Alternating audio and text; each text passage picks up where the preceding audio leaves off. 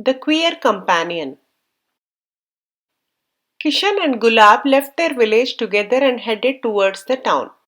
They were going to buy goods for their shops in the village. Each had carried his own packet of food to eat on the way. By noon, when they were passing through a forest, they felt hungry and sat down under a tree. Let us not be foolish enough to open both the food packets at the same time. Let us together finish one packet now. We can share the other one at night, proposed Gulab. Why not? Kishan agreed and asked, which packet should we empty now? Well, my friend, you are weaker than me.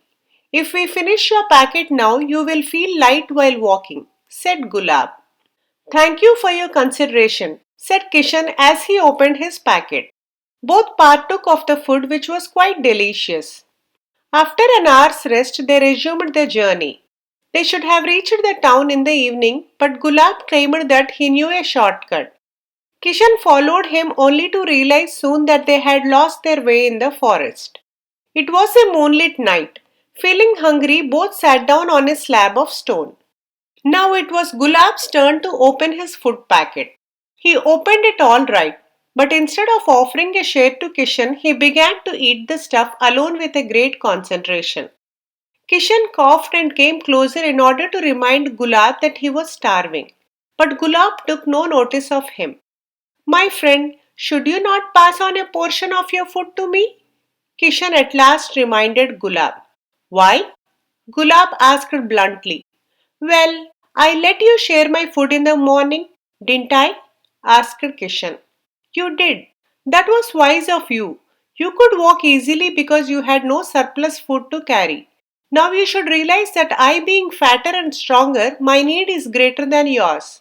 Be wise again and keep quiet, said Gulab gravely, and he finished the rest of the food in a few more gulps. Gulab then said that it was not possible to find the way out of the forest at night. They stretched themselves on the slab of stone. Kishan was too tired to remain awake for long. He woke up at the sound of birds chirping around him. It was morning.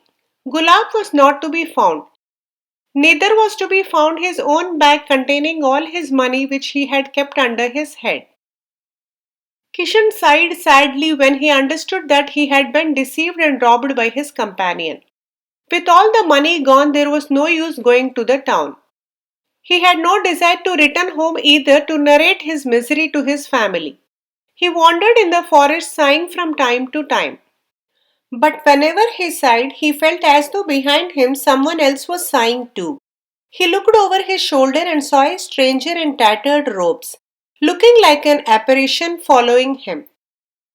Who are you? Asked Kishan. I am the only friend you have in the world now. My name is Misery. I am happy to see how miserable you are, was the reply. Kishan certainly did not like the fellow's smile or his words, but that was not the time to be critical of anything. I am hungry. Can you tell me where I can get some food? He asked. Why not? Said the stranger. Follow me. Kishan followed the stranger. He soon observed that although the fellow had a human form, his body was not made of bones and flesh. But one would not know that unless one marked him very closely. At the end of the forest was a tavern. All we have is wine, said the owner of the tavern. That is a fine thing. That should instantly give you strength, Misery whispered in Kishan's ear. Kishan shunned wine, but he had no choice at the moment. He was dying with hunger and thirst. He guzzled a pot full of wine and got up to leave. Price, please, the tavern owner reminded him. Oh, I had forgotten about that. I have been robbed of all my wealth.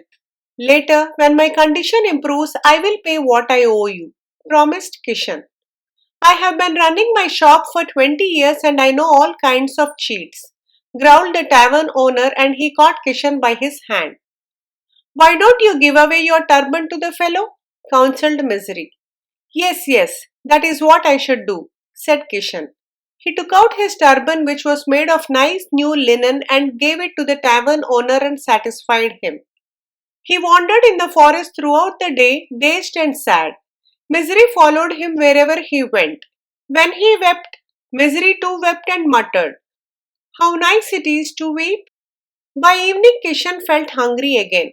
"Let us go to the tavern," proposed Misery, and Kishan knew that he could not do otherwise. "How are you going to pay for your food and drink?" asked the tavern owner. "All I need is food, no drink, but I do not know how to pay for it," said Kishan. "Why?" whispered Misery. "Have you forgotten about the ring on your finger? And what do you mean by no drink? How are you going to forget your sorrow if you do not drink? Your ring should bring you food and drink for several days." Kishan had no strength to disregard Misery's advice.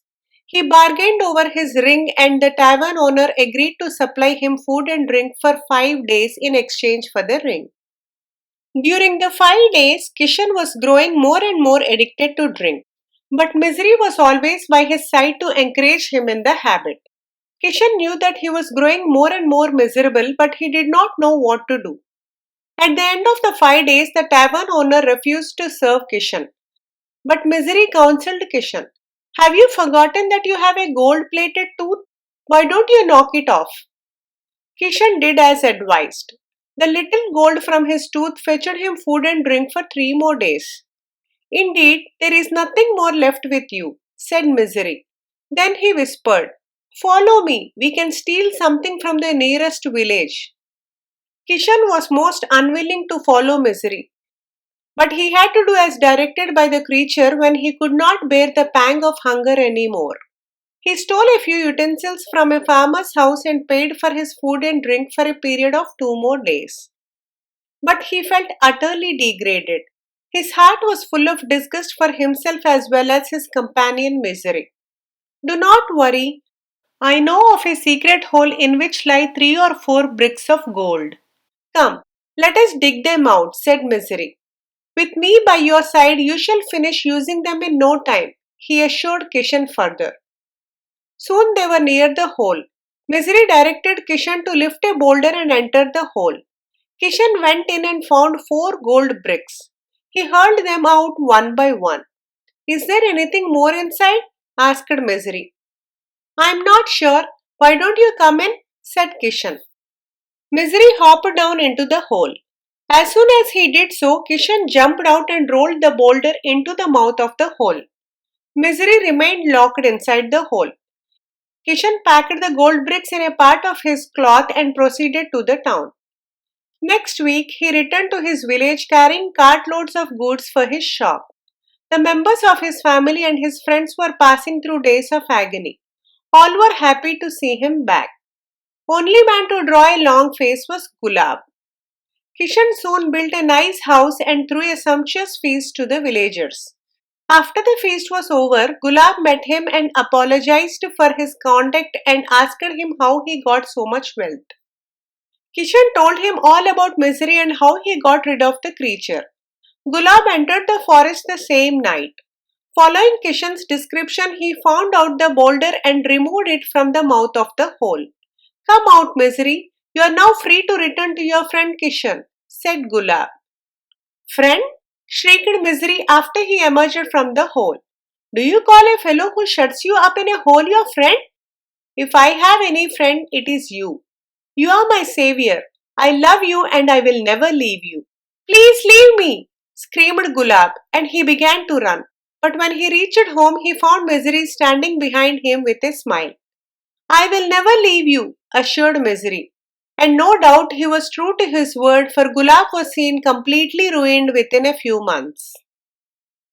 Please like, share and subscribe if you enjoyed this video. Do provide your feedback in the comment section below. Thanks for listening.